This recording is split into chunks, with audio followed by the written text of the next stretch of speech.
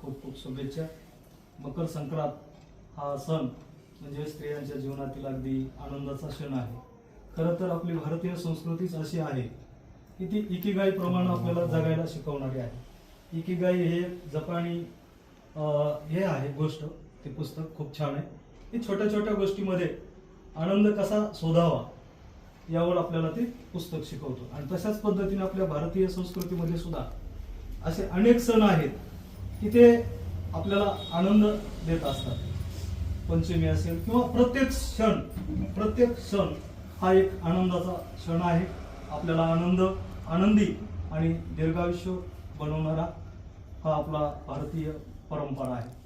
तर खरं सांगायचं म्हणजे दीर्घायुष्य आणि आनंदी होण्यासाठी स्त्रियांचं जे वयमान जास्त आहे, मला वाटतं त्याचं कारण ते असावं. आहे का नाही? स्त्रियांचं जे आयुर्मान आहे ते नक्कीच जास्त, त्याचंच कारण असावं. तर त्यावर एक कुठं थांबचं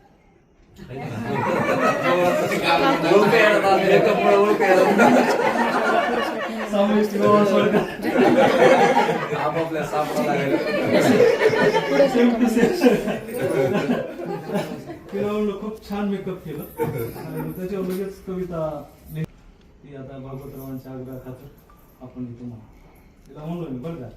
नको हा मेकअप, नको हा श्रृंगार,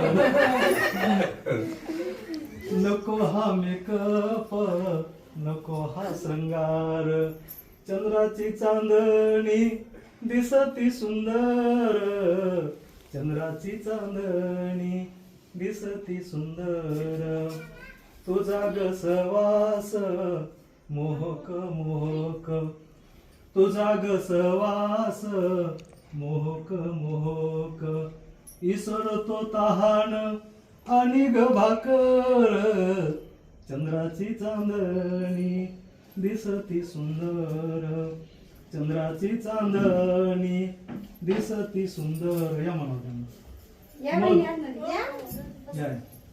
मधुर बोलन लाजून हसन, मधुर बोलन लाजून हसन.